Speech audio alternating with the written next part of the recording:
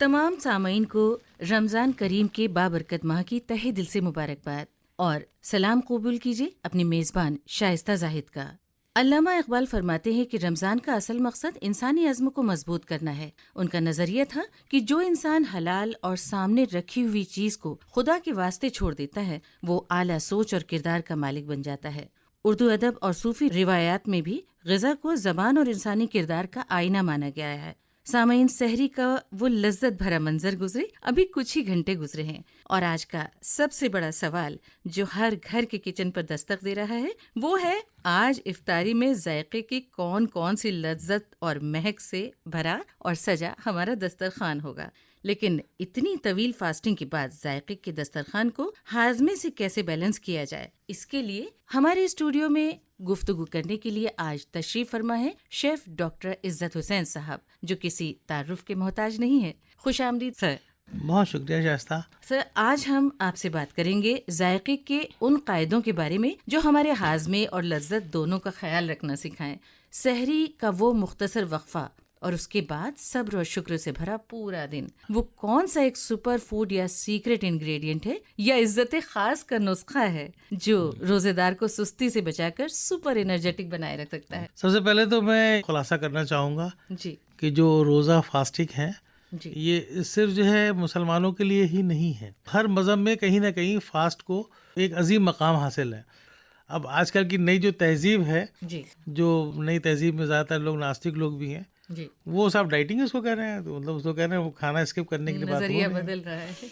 जिस तरह से भी आपने बताया सुपर फूड के लिए, तो सुपर फूड में हमारे फ्रूट्स और ड्राई फ्रूट्स ही आते हैं, जिसके अंदर सबसे अफजल है वो है खजूर, जी है ना। उस खजूर को लोग रोज़े में इफ्तारी में भी खाते हैं और सहरी में भी खाते हैं। और उसको यूं ही है कि आप यूं ही खा जाइए। जितने भी आपको ड्राई फ्रूट्स मिलते हैं जी उनमें सबसे ज़्यादा मिनरल्स और विटामिन्स और फाइबर, उसकी वजह से ये कि मतलब वो बहुत ज़्यादा सुपर फूड है। जी और उसको इसीलिए रोज़ा इफ्तार करने को, दिन भर की थकन के बाद अगर आप खा रहे हैं और आपने 16 घंटे बाद, अगर 15 घंटे बाद अगर रोज़ा खोला है, तो उस रोज़े में अगर आपने एक खजूर को खा के भी पानी पिया तो बहुत सी एनर्जी आप उसको और जनरेट हो इफ्तार जाएगी। में हमारा पहला निवाला ही खजूर होता हाँ, है। वो इसीलिए सवाब बताया गया है कि साहब अगर खजूर से आप रोज़ा खोलते हैं तो ज़्यादा सवाब है। जी अच्छा, उसके बाद दूसरा सुपर फूड जो है वो है दूध।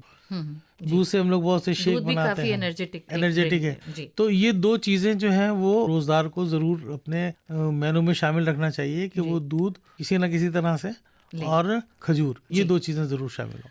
गर्मियों के रोजों में प्यास का सबसे बड़ा चैलेंज होता है। भूख पे तो काबू हो जाता है, तो लोग अक्सर, आजकल एक नया ट्रेंड चल गया है कोल्ड ड्रिंक्स और तरह तरह के बाजार में शरबत आ रहे हैं, उनके ऊपर एक ट्रेंड चल गया कि आपके ये फ्लेवर का शरबत बनाएंगे, ये करेंगे, लेकिन इसके फवायद के पीछे कोई बहुत कम लोग जाते हैं। तो ऐसा कौन सा कोई नेचुरल हाइड्रेटर है जिसे दुनिया भूलती जा रही है, इसके बारे में कुछ बताएं। जो मैं बताने जा रहा हूँ जिसका नाम, उसको भूलने का सवाल नहीं बल्कि लोगों को उसके अंदर अहमियत फिर से महसूस होने लगी, जी वो है लेमन, नींबू।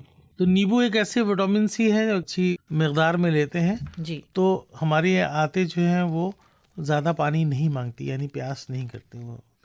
तो विटामिन सी को लेना चाहिए। विटामिन सी में भी बहुत अच्छा जो सुपर विटामिन सी है वो साइट्रिक फ्रूट्स होते हैं। जी लेकिन नींबू एक ऐसा है कि वो सस्ता भी है और 12 और मिल महीने भी मिलता जाता है 12 मास। 12 माह मिलता है। तो कभी भी रोजे हो या किसी भी ज़माने में प्यास लग रही हो जी तो उस प्यास के लिए नींबू जो है जी वो बहुत मुफीद है। नींबू का फ़ायदा ये है कि आप उसको गर्म ठंडे दोनों में ले सकते हैं। जी यानी अगर आप नींबू को शरबत अगर आपने बना लिया तो वो आपको कूल करेगा। जी और अगर आप खाली उसको फायदे के हिसाब से लेना चाहते हैं या वेट लॉस के लिए, तो आजकल देखा होगा आपने, जी शायद वो एक नींबू ट्रेंड लोग चला ले रहे हुआ हैं। है। उसको लेमन को भी, जिन लोगों को पेट से उनके मुतालिक थोड़ी बहुत अगर प्रॉब्लम होती है तो लेमन उनको अवॉइड नहीं करना चाहिए, उनको अपनी डाइट में शामिल करना चाहिए। एक मुझे बात याद आई कि अक्सर हम अपने बचपन से ये भी देखते थे कि रमजान में तुख्म बालंगा का शरबत भी बहुत, हमारे बुजुर्ग कहते थे, बड़ा फायदे का है। तो ये भी एक ड्रिंक में हम लोग डेली हाँ बिल्कुल। रमजान में आजकल तो इस्तेमाल कर मतलब सकते हैं। चिया सीड जो है वो तो फैशन में है। चिया जी, सीड अब कहीं और का है, लोग तुख्म तुख्म बालंगा बालंगा को तो भूल गए। तुख्म कहते हैं उर्दू में बीज को, जी और बालंगा मीन्स बड़ा। जी तो वो बड़ा बीज है वो, तो उसको तुख्म बालंगा के नाम से याद किया ये जाता भी है। शायद हमारी सेहत के लिए बहुत हाँ, मतलब फाइबर्स होते हैं इसमें। जब फाइबर्स आप उसको पानी में डालते हैं तो फूल जाते हैं वो। जी जी और वो इसलिए है कि वो फाइबर्स होते हैं, और फाइबर्स आपको आंतों की मोटिलिटी को बढ़ाने बनाने के लिए और उसको क्लीन करने के लिए, बहुत जरूरी, डिटॉक्स करने के लिए। वह एक चीज मैं आपके सवाल के बगैर आपको बता देना चाहता हूँ जी जी, कि रमजान की जो रोजे हैं उनका अगर आप जिस्मानी तौर पर फायदा अगर आप देखेंगे किसी भी व्रत का, तो बॉडी को डिटॉक्स करता है। जी, तो डिटॉक्स करने के लिए आपको अगर 1 महीने अगर आप रोजे रख रहे हैं या वो किसी और तरीके से भी अगर आप उसमें कर रहे हैं, तो वो आपकी बॉडी को मतलब बहुत सी बीमारियों से बचा देता है। बहुत सी बीमारी। अच्छा, प्यास की ही बात चल रही थी, आपने बहुत अच्छी बात बताई कि डिटॉक्स के लिए भी, बॉडी को डिटॉक्स की बहुत सख्त जरूरत होती है उसके लिए भी, लेकिन शरबत तो एक अहम हिस्सा है इफ्तार के वक्त का, कि एक हमें एक हाइड्रेट करने के लिए एक शरबत चाहिए। लेकिन बहुत से लोग जो है शक्कर से परहेज रखना चाहते हैं, तो बहुत से लोग चाहते हैं कि शरबत पिए, मगर उनको थोड़ा सा ये भी डर होता है कि हमारी डायबिटीज ना बढ़ जाए या हमारा शुगर लेवल ना बढ़ जाए, तो क्या जायका और लज्जत भी कम ना हो और तवानाई भी बनी रहे। इस तरह का कोई आप अच्छा सा एक हमें रेसिपी किसी उसकी बता सकते हैं, कोई ड्रिंक बता सकते हैं? जरूर बताऊंगा, मैं आपको एक ड्रिंक की रेसिपी भी बताऊंगा और उसके बाद जिसमें शक्कर बिल्कुल इस्तेमाल ना हो मगर मिठास की कमी भी ना हो। बिल्कुल, मतलब देखिए, पहली बात तो ये कि शक्कर को लोग बुरा क्यों समझते हैं, तो थोड़ा सा मैं इसके ऊपर रोशनी डालना चाहूंगा कि शक्कर जो है वो कुदरती चीज नहीं है जी। शक्कर जो है मैन मेड चीज है, मतलब कुदरती चीज शुगर केन है, यानी गन्ना जिसको कहते हैं। तो गन्ने का आप कितना भी जूस पीते हैं तो बहुत अच्छी बात है। हम तो कहते हैं अगर आप, तो आजकल तो गन्ने का जूस आपको मिल रहा है, आप रोजा इफ्तार में गन्ने का जूस ही पीजिए, घर से गन्ने खा सकते हैं, बहुत अच्छा है वो। डायबिटीज के लिए भी उसकी एंटीडोट है एक तरह से। अच्छा, लेकिन अब दूसरी तरफ से अगर आप जाइए तो उसको करने के लिए अगर आप बताएंगे तो और भी वो जितने फ्रूट्स होते हैं उसके अंदर आपको नेचुरली शुगर मिलती है जो फ्रुक्टोज कहलाता है। तो वो जो फ्रूट की शुगर है वो बिल्कुल कुदरत की बनाई हुई चीज़ है, वो आपको नुकसान नहीं करती जी। तो अगर आप उसमें एक शेक की बात आपने कही थी, तो मैं आपको बहुत सिंपल शेक बता रहा हूँ जी, कि जिसमें फ़कत 3 चीज़ों की ज़रूरत है या 2 चीज़ों की। जी। एक तो चीज़ ये है कि दूध चाहिए आपको, और वो खजूर चाहिए, जिसको आप अच्छा खजूर हो जिसको डीसीड कर दीजिए, और नेचुरल खजूर को, मिठास हाँ, के लिए। जी। नेचुरल मिठास के लिए खजूर को और दूध को एक साथ मिला के उसका अगर आप शेक बनाएं, जी। और उसके अंदर उसको और उसमें और अच्छा करना चाहते हैं, ठंडा भी करना चाहते हैं, थोड़ी बर्फ़ मिला लीजिए। तो 3 चीज़ें हुई, जी। इनको मिला ली तो आपको किसी चौथी चीज़ की ज़रूरत नहीं है। इसी तरह से आप इंजीर को भी बना सकते हैं। इंजीर के लिए आपको ये लाजिम होगा, चूँकि हमारे ताज़ी इंजीर या उस तरह की तो मिलती नहीं, तो सूखी हुई मिलती है। हाँ। तो उसके लिए आप या तो रात भर भिगोएं या सुबह आप भिगो दें, शाम को जिस वक्त आप शरबत बना रहे हैं तो इंजीर और दूध मिला करके उसका भी शरबत बना सकते हैं। अच्छा, बहुत अच्छी बात आपने बताई। अच्छा, अभी तक तो हम लोग पीने की बातें कर रहे थे, लेकिन भूख तो लगती ही है रोजा इफ्तार के टाइम पे, और रमजान की बात हो और पकौड़ों की बात ना हो, ये कैसे हो सकता है? ये तो बड़ा पुराना रिश्ता है। लेकिन एक दिल में हमेशा एक कश्मकश सी रहती है कि पकौड़े क्या वाकई सेहत के लिए अच्छे होते हैं या सेहत के दुश्मन होते हैं? अगर खाना चाहिए तो कितना खाना चाहिए या नहीं खाना चाहिए, इनका कोई सब्स्टिट्यूट भी है? आप देखिए, मैं आपके जरिए से आपके सामाइन को बता देना चाहता हूँ कि जो पकौड़े हैं उनको लोगों ने उसको विलेन बना दिया है। तो आपको उसको फ्राई होने से ना डरिए जी। पकौड़े जो हैं क्यों मुफीद हैं वो मैं बताना चाह रहा हूँ आपको। ये तो आपने पीने की बात पूछ ही ली थी जी। अब खाने की बात मैं बताऊँ, हमारी बॉडी प्रोटीन से चलती है, तो हमको प्रोटीन चाहिए। बिल्कुल। तो प्रोटीन कहाँ से लाएंगे? तो प्रोटीन हमको लेंटिल्स में, यानी चने के बेसन के तो पकौड़े बनते हैं जी। बेसन जो है चने की दाल से बन रही है, best source of the protein है जी। जो आपको वेजिटेरियन लोगों के लिए मिलता है, और उसको कर लिया। जी। अब हमारी बॉडी में फैट की भी कमी हो जाती है। हाँ। ये फैट जो है वो फ्राई करने से हमको मिल जाता है। अब तीसरी चीज उसके अंदर, हम उसके अंदर वो लेते हैं, मतलब प्याज डालते हैं या अलग से खाते हैं। तो प्याज क्या, सॉल्युबल फाइबर्स हैं। अब आपने बेसन ले लिया, यानी प्रोटीन ले लिया, सॉल्युबल फाइबर्स ले लिए, और तेल जिसमें तले गए थे वो अच्छा कर तेल है, तो उसमें फैट भी आपको मिल गया। तो इससे ज्यादा न्यूट्रिशियस चीज क्या होगी? तो पकौड़े को आप सिर्फ एंटरटेनमेंट ना समझिए जी, कि ये नहीं खाली हमारी लज्जतों के लिए, वो हमारी सेहत के लिए, हमारी जिस्मानी सेहत के लिए भी अच्छी चीज़ है। जी जी। अभी के हर चीज़ को आपको लिमिट में खाना है, मिकदार जो है वो बहुत ज़रूरी है हर चीज़ की, चाहे कुछ भी आप खा रहे हो। तो पकौड़े को ऑल टाइम आप, मैं बताना चाह रहा हूँ, खाली रमज़ान के लिए नहीं, ऑल टाइम। और रमज़ान के मेनू में जिन लोगों ने भी डाला है उन्होंने बहुत अच्छा काम किया, मुझे नहीं मालूम किसने डाला, बहुत पुरानी हिस्ट्री होगी जी। यानी कि पकौड़े खाने चाहिए, पकौड़े बिल्कुल खाना चाहिए। मैं उसको हमेशा के लिए जी। आप जो लोग बर्गर और इस तरह की चीज़ों में और जो अपने वो तमाम चीज़ों में जा रहे हैं, उनको अपने खाने में वापस लाना चाहिए, और वो क्या कहते हैं, इसको खाएं आप। इसी सवाल से एक और हमारा सवाल था जुड़ा हुआ कि जायके और सेहत दोनों के हवाले से कौन सा कुकिंग ऑयल बेहतर है और क्यों? आपकी जो रीजन में तेल आपके होता है वही, अगर मैं किसी को कहूँ कि साहब आप यहाँ का मस्टर्ड ऑयल, कड़वा तेल जिसको आप कहते हैं, सरसों का तेल कहते हैं, वो आप खाएं, तो इसी प्रोग्राम को जब गुजरात वाले सुनेंगे तो उनको सरसों का तेल अच्छा नहीं लगे, तो उनके लिए कि आप मूंगफली के तेल में खाते हैं तो आप मूंगफली के तेल में खाइए। साउथ इंडिया वाले का ये प्रोग्राम सुन रहे हैं तो उनको चाहिए वो कोकोनट में खाते हैं या किसी और तेल में खाते हैं, जो उनका लोकल तेल है वहाँ खाएं। आपका रीजनल फूड जो है वो बहुत ज़रूरी है। जो आपके रीजन में जो भी चीज़ें होती हैं जिससे तेल निकाला जाता हो, उन्हीं तेल को आप इस्तेमाल करें, बहुत मुफीद है। और तो उस दही बड़े हिसाब भी से- खाएं आप। अच्छा हाँ, दही बड़े जो हैं, दही बड़े में भी अगर आप खाते हैं, जैसे वो पकौड़े हो गए, जी। तो अगर आप दही बड़े खाते हैं तो दही बड़े आप खाते हैं कौन सी, उड़द की दाल से, वो भी मतलब that is also a very good source of the protein. अच्छा, हाजमे तीसरी के चीज, लिए। अब आप दही डाल रहे हैं उसके अंदर, जी। तो ठंडे फॉर्म में आपको लैक्टोबैसिलस मिलते हैं, तो जो आपकी गट्स का केयर करते हैं और जल्दी आपके हाजमे को दुरुस्त करते हैं। जी। तो अगर आप दही बड़े अगर आप ले रहे हैं तो प्रोटीन और वो उसके साथ में क्योरिंग, मतलब एक दही बड़ा भी अपने आप में एक मेडिसिन है। मेरा एक सवाल ये भी आप तमाम मर्द हजरात से है कि भाई आप लोग इबादत के इस महीने में इतनी लंबी चौड़ी फहरिस्त पकड़ा देते हैं कि आज ये बनेगा कल वो बनेगा, तो ये रमजान में जो इतनी लंबी चौड़ी ख्वातीन की जिम्मेदारी बढ़ जाती है, उसके बारे में आपका क्या कहना है? क्या इतना जरूरी है इतनी लंबी चौड़ी फहरिस्त जायके की दस्तरखान पे सजाना? आपका मतलब आप कहना चाहती है मर्द जो है वो मतलब वो मस्तूरात पर जुल्म कर रहे हैं, बल्कि इसका उल्टा। बिल्कुल मेरा यही कहना बिल्कुल बिल्कुल इसका बिल्कुल उल्टा है। मस्तूरात जो है वो मर्द वो खुद तो अपने घर में बैठी रहती हैं, उन्होंने एक लिस्ट पकड़ाई, ये सामान ले आई, वो सामान लेने का, क्या अरे आप धनिया तो लाए नहीं, वो बेचारा फिर धनिया लेने भाग रहा है। ये भी सच है। कहले वो अरे वो दही तो नहीं, दूध खत्म हो गया, दूध, यानी कोई रोजा शायदी घर में ऐसा होता होगा जी कि जिस घर में इफ्तार बन रहा हो और घर के मर्द को 6-7 मरतबा 8 मरतबा दौड़ाया ना जाता हो। भाई देखिए, इंसाफ की बात नहीं है, क्योंकि जो है भाई वो जो लिस्ट से सामान लाते हैं उसके बाद दस्तरखान पे उनके लिए तरह तरह के लज्जत और जायके जो सजे होते भूल हैं। जाती हैं कि हम लिखना भूल के बहुत मासूमियत से कह देती है, ये लिखना भूल के थे, लेकिन नहीं, ख्वातीन तो मासूम होती हैं भाई, इसमें कोई शक व शुबा की बात नहीं है। चलिए हम ये मान के चलते हैं कि दोनों की ही जिम्मेदारियां बढ़ जाती हैं आपकी बातचीत और से। वो भी दोनों लोग रोजे से होते हैं। ये अगर बाहर से दौड़ दौड़ के सामान लेकर के आ रहे हैं तो उनको भी जहमत होती है, और रोजे में पका रही हैं जी तो उनको भी जहमत होती है, बच्चे आराम से खाते हैं, और जी। दोनों लोग लायक मुबारकबाद हैं। बिल्कुल, बेशक। अच्छा, आजकल एक लफ्ज बहुत ज्यादा सुनने में आ रहा है, ऑटोफैगी। ये बताइए, रोजा और ऑटोफैगी इसमें आपस में क्या ताल्लुक है और ये जिस्म के लिए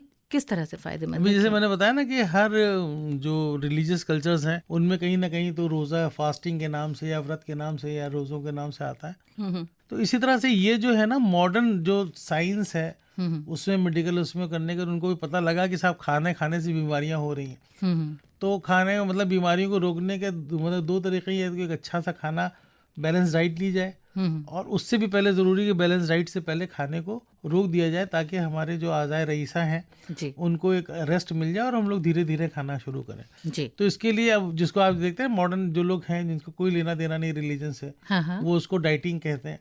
बिल्कुल। तो ये ऑटोफैगी वो है कि हमारे जिस्म के अंदर जो चीज़ें होती हैं, तो उन्होंने जो साइंटिस्ट हैं उन्होंने बोला कि 16 घंटे अगर कोई आदमी कोई भी इंसान जो है बगैर पानी के अगर कुछ नहीं खाता है जी तो हमारे बॉडी का सिस्टम तो चलते ही रहता है, उसको तो कुछ ना कुछ खाना चाहिए। जी तो वो अंदर के फैट जो हमारे होते हैं, जो एक्सेस फूड होता है जी फैट, और उस फैट के साथ में कुछ और भी जो बैड बैक्टीरियाज हैं उन तमाम चीज़ों को वो खा करके हमारी बॉडी खुद रिपेयर कर देती है। मेरा एज ए डॉक्टर मेरा पर्सनल ऑब्जर्वेशन भी रहा है कि वो लोग बड़े हेल्दी रहते हैं जी और उनकी स्किन वगैरह तमाम चीज़ें जिसके लिए आज लोग बहुत मतलब लाखों रुपए खर्चा करते हैं, वो बगैर किसी उसके जो है वो बहुत हेल्दी हैं, उनकी स्किन ग्लो वगैरह तमाम चीज़ें सही हैं, जी क्योंकि वो 1 महीने वो ऑटोफैगी जो है जो उन्होंने बताया साइंटिस्ट ने उसको फॉलो करते हैं। ये ऑटोफैगी लफ्ज आया कहाँ से? ऑटो कहते हैं अपने आप चलने के लिए, फैगी जो है वो क्या कहते हैं भूख खाने से तो है। अच्छा तो उसको जो है वो मतलब वो खुद से खाना शुरू कर देती है। उनका कहना ये है कि हमारे बॉडी के अंदर जो बैड बैक्टीरियाज होते हैं या कुछ इस तरह के जो डिपॉजिट्स हो जाते हैं जी उनको हमारा सिस्टम खा के बाहर कर देता है। बहुत अच्छे। अच्छा, रोजे के लिए जैसे आपने कहा कि रोजा या फास्टिंग आजकल सेहत का राज बन चुकी है, तो आपके तजुर्बे से फास्टिंग जिस्म को भी, हमारे जहन को भी और हमारे रूह को, तीनों को बेहतर किस तरह से बनाती है? रोजा रखने का एक अपने आप में एक मजा है। जी शुरू के 2-3 रोजे तो आपको जो है वो आपको शायद परेशान कर सकते हैं क्योंकि आउट ऑफ रूटीन हो जाता है। जी तो जो चीज़ भी आउट ऑफ रूटीन हो जाती है, बहुत से लोग चाय पीते हैं, हम दिनों में उनकी चाय बंद कर दी तो वो परेशान हो जाएंगे। बिल्कुल। तो 3-4 दिन ऐसे लगते हैं, उसके बाद में जहन को बहुत सुकून देता है। आप अपने अंदर से आप हवा की तरह हल्का समझना शुरू कर देते हैं जी कि हम काफ़ी हल्के हो रहे हैं, क्योंकि अंदर बॉडी के अंदर आपको जानिए बॉडी आपको क्लीन कर रही है, डिटॉक्स कर रही है। तो जैसे जैसे डिटॉक्स होते जाएंगे, भी सफाई आप मतलब किसी दीवार की भी करेंगे तो आपकी नज़रों को अच्छी लगने लग जाएगी, तो वो आंखों को सुकून देती है। तो इस तरह से हमारे जिस्म को जो है वो मतलब बैड बैक्टीरियाज और जो इस तरह की जो छोटी मोटी चीज़ें बन गई उनको उससे ठीक करती है। जहन को ये सुकून देती है कि आप 2-3 दिन में अपने आप को हल्का महसूस करते हैं। रोज़ा रखने वाले लोग खूब जानते हैं कि भूख का मज़ा तब होता है ना 2-3 घंटे पहले बहुत ज़बरदस्त भूख लगती है, तब एहसास होता है कि साहब वाकई क्या मतलब खाने की लज्जत क्या है, वो रोज़ा इफ्तार करते वक्त पता लगता है, महसूस होती है। बिल्कुल, बहुत अच्छी बात कही आपने। अच्छा, जब खजूर की भी आपने बात की थी कि बहुत हमारे लिए फ़ायदेमंद है, हमारी सेहत के लिए। खजूर खाने में बहुत से लोगों को इतना जायका नहीं आता है या नहीं, उसको किसी और फॉर्म में अगर हम खाना चाहें तो कोई रेसिपी आप ऐसी बता सकते हैं? देखिए 2 तरीके जो मैं खुद करता हूँ और लोगों को बताता हूँ, हमारे रेस्टोरेंट के मेनू में भी है खजूर शेक के नाम से जी, अभी जो मैंने वो आपको अभी आपने रेसिपी बताया बता था। दी आपको।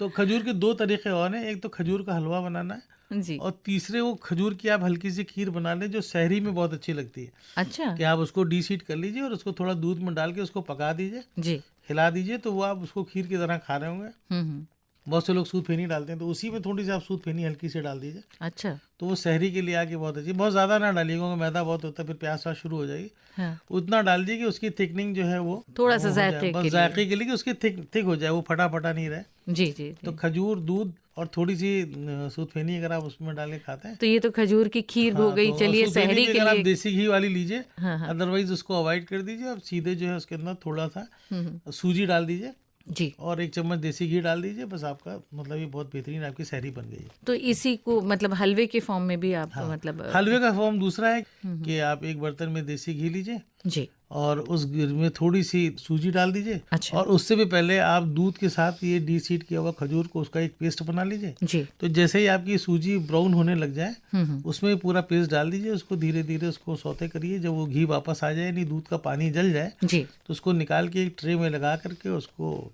रख दिए। थोड़ी देर सूखने के बाद आप उसके कतले बना लीजिए। उसी वक्त खाना चाहें सब खा जाइए, बाद में धीरे धीरे खाना चाहें धीरे धीरे खाइए। बता तो आप इसी तरह रहे कि शायद ये दस्तरखान पे आते ही खत्म हो हाँ, जाएगी। हमारे यहाँ आज तक कतले बन नहीं पाए, सब खत्म हो गए। लेकिन देखिए, उस ये भी रेसिपी बहुत से बड़ा आगे बढ़ा चैलेंज दें। होता है कि रोजा रख के नमक की मिकदार सही हो, मिठास सही हो। उससे भी बड़ा ये चैलेंज होता है सारी कि रोजा रख करके सामान खरीदने जाना।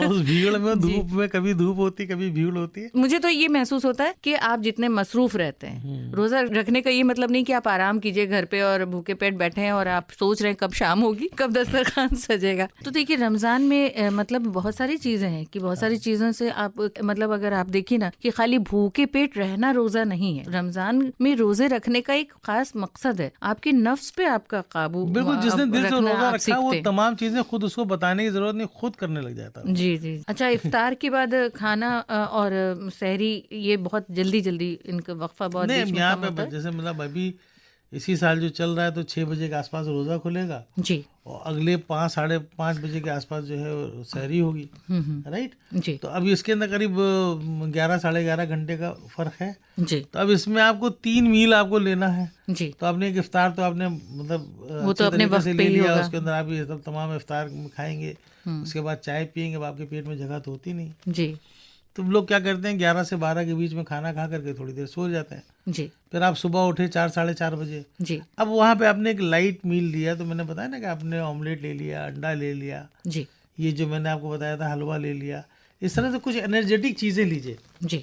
बहुत अच्छी अच्छी बातें आपसे मालूम हुई। और क्योंकि देखिए, अभी रमज़ान की बस शुरुआत है, अभी बहुत सारे हमारे दिन बाकी हैं रमज़ान के, तो हर दिन कुछ अलग हम लोग खाते हैं, कुछ बनाते हैं, नई नई चीजें। आपने कुछ ऐसी चीजें बताई हैं आज, अभी तक मैंने भी इससे पहले ये खजूर की खीर कभी नहीं बनाई थी, तो मैं जरूर इसको कोशिश करूंगी कि इसको एक बार आज कोशिश करूंगी, आज ही मैं बनाऊं। सामाइन, रोजा रखने का मकसद भूखा रहना नहीं है, ये हमें अपनी नफ्स पर काबू करने की सीख देता है। हमारे जिस्म के तमाम अमराज की वजूहात कई दफा जायका और लज्जत से भरपूर वो डिशेज होती हैं जो हमारे पेट के लिए, हमारे सेहत के लिए नामुनासिब होती हैं। आज हमारे स्टूडियो में डॉक्टर इज्जत हुसैन साहब, जो कि एक मशहूर शेफ भी हैं, तशरीफ लाए और उन्होंने इतनी अच्छी अच्छी बातें हमें जायके से मुताल्लिक बताई। शेफ साहब, आपका बहुत बहुत शुक्रिया। बहुत शुक्रिया आप। सामईन, अगर आपको हमारा प्रोग्राम पसंद आया और आपके पास उससे मुताल्लिक कोई सवाल, ख्याल या फीडबैक हो तो हमें जरूर लिखिए। हमारी ईमेल आईडी है kklsurdu@gmail.com और हमारा व्हाट्सएप नंबर है 7991778157।